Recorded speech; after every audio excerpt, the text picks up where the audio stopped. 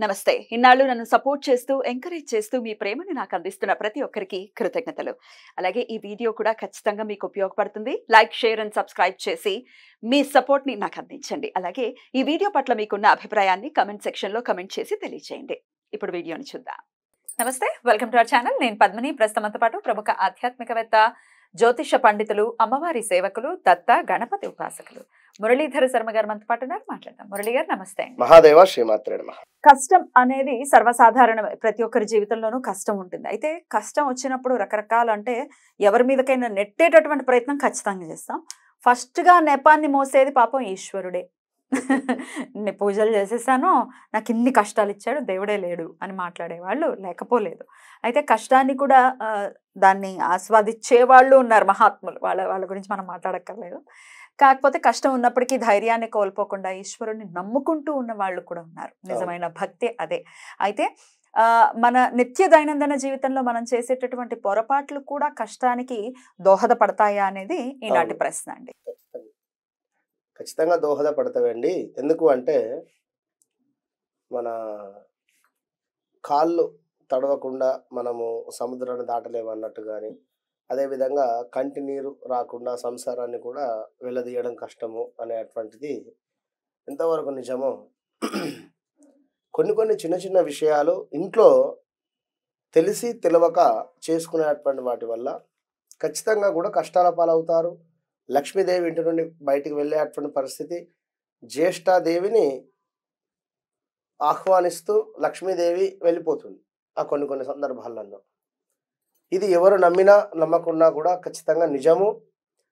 ఎందుకు అంటే ప్రదోష కాలాలు అనేటువంటిది చాలా ఇంపార్టెంట్.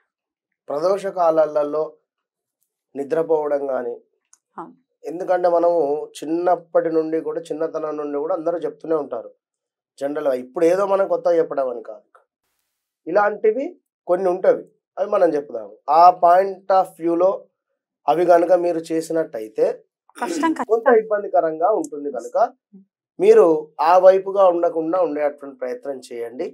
ముఖ్యంగా దేవతా పూజ మందిరం ఏదైతే ఉంటుందో మీ ఇంట్లో, ఆ యొక్క పూజా మందిరంలో ఒకటే చిత్రపటం, అంటే ఉదాహరణకు శంకరునికి సంబంధించిన చిత్రపటం ఉంది, అలాంటిదే మరొకటి పెట్టకూడదు. ఉన్నటువంటిదే మరొకటి పెట్టకూడదు. ఇప్పుడు వినాయకుళ్ళు ఉంటారు, చాలా మందికి చూస్తూ ఉంటే విగ్రహం వేరు, ఫోటో వేరు, ఇది వేరు. నేను అనేది ఏమిటి అంటే ఇప్పుడు ఏదైనా ఒకటే ఒకటే యాజ్ ఇట్ ఈజ్ గా. ఇక్కడ నేను చెప్పేది ఏమిటి అంటే ఒకటే దేవతకు సంబంధించినటువంటిది చిత్రపటాలు. ఇప్పుడు వినాయకుడు అంటే విగ్రహమును, ఫోటో వేరు. మా ఇంట్లో ఉన్నాయి విగ్రహాలే 3-4 ఉంటాయి. విగ్రహాలు నేనేం చెప్తున్నా తల్లి, ఫోటోలు చిత్రపటాలు అయితే ఉండకూడదు ఇంట్లో. విగ్రహాలు కూడా విన్నాను మీరు అన్నట్టుగానే, నేను విన్నాను పెట్టకూడదు. అయితే పూజా గదిలో ఒకే దేవతకు సంబంధించినటువంటిది చిత్రపటాలు ఉంచకూడదు, విగ్రహాలు ఆల్సో. ఓకేనా? మరి వాటిని ఏం చేయాలండి, వీడియో చివరిలో చూద్దామండి. విన్నరా? ఇక రెండవది, శనివారం రోజు నువ్వుల నూనె కావచ్చును, మంచి నూనె కావచ్చును, ఎలాంటి నూనెనైనా కూడా ఇంటికి కిరాణా షాప్లో, అంటే షాప్ నుండి కొని తీసుకొని రాకూడదు. శనివారం నూనె కొనుక్కోకూడదు. ఆ శనివారం రోజు నూనె అయిపోయేటువంటి విధంగా కూడా చూసుకోకూడదు. అది గుర్తుంచుకోండి. నూనె లేదు అనేటువంటి మాట శనివారం రోజు ఇంట్లో ఉండకూడదు. ఏ రోజు కొనుక్కోవచ్చు? మిగిలిన రోజులు ఎప్పుడైనా కూడా. బుధవారం కొనుక్కోవచ్చు. శనివారం రోజు నూనె అనేటువంటిది కొనడం కానీ, తేవడం లాంటివి కానీ కుదరదు. ఆదివారం కూడా వద్దు, నూనె జోలికి వెళ్ళొద్దు అని కూడా అంటూ ఉంటారు. విన్నరా? ఇక మరొకటి, పూజ మందిరం వద్ద కానీ లేదా వంటగదిలో కానీ ఇవాళ రేపు ఫోన్లు వచ్చిన తర్వాత కొంత వీరికి అసలు అంటే కొన్ని తెలిసా తెలియకనో, అంటే నా ఫోన్లో ఆ విధంగా మాట్లాడడమో లేకుంటే మరొకటి చూసుకుంటూ పని చేసుకుంటూ ఉంటారు. అదేమిటి అంటే ఈ యొక్క ఎలాంటి పనైనా, అంటే మీరు చేసేటువంటి పని మీద ఇంట్రెస్ట్ లేకుండా ఫోన్ మీదనే ఇంట్రెస్ట్ ఉండడం. ఇందులో ఈ యొక్క తల దువ్వుకునేటువంటి పరిస్థితులలో ఈ యొక్క మీరు రోజు నిత్యము కూడా పూజ చేసేటువంటి ఆ యొక్క పూజా మందిరం వద్ద కానీ లేదా ఈ యొక్క వంట రూమ్లో కానీ దువ్వుకోకూడదు. ఓకేనా?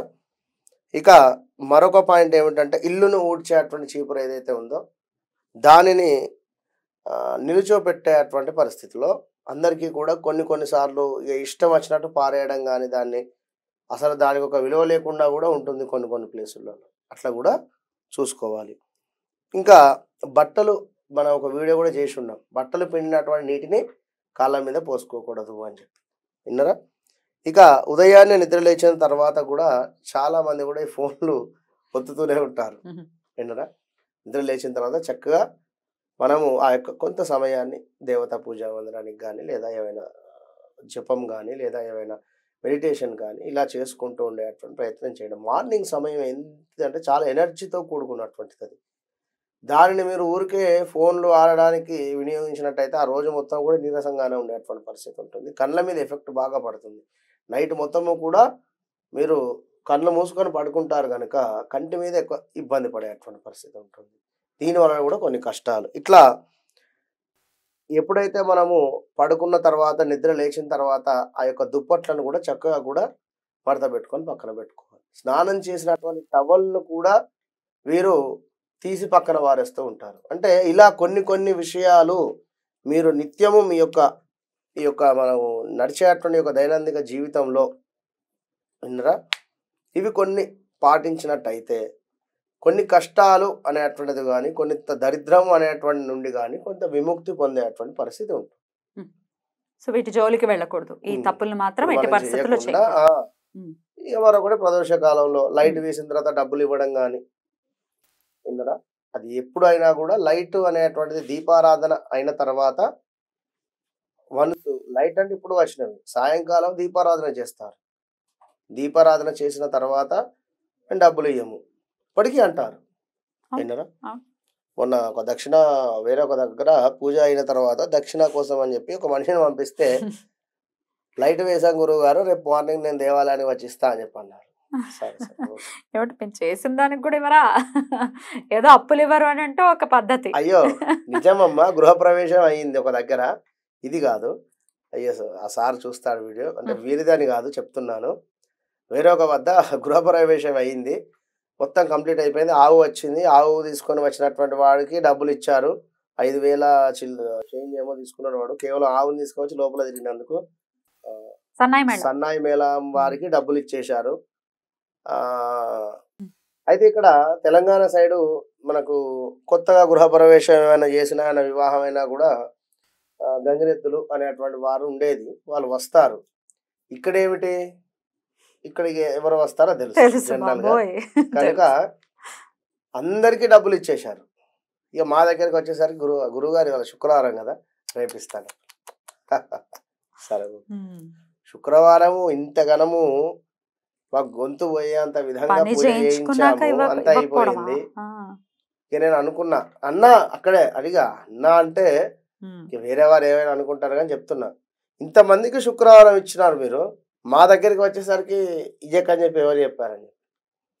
ఇచ్చినా నేను తీసుకోను, కానీ అది కరెక్ట్ కాదు. ఎందుకంటే నన్ను నమ్ముకొని వచ్చినటువంటి వారు 4 ఉన్నారు, వాళ్ళకి ఎవరికి ఏ అవసరం ఉంటుందో తెలియదు విన్నరా.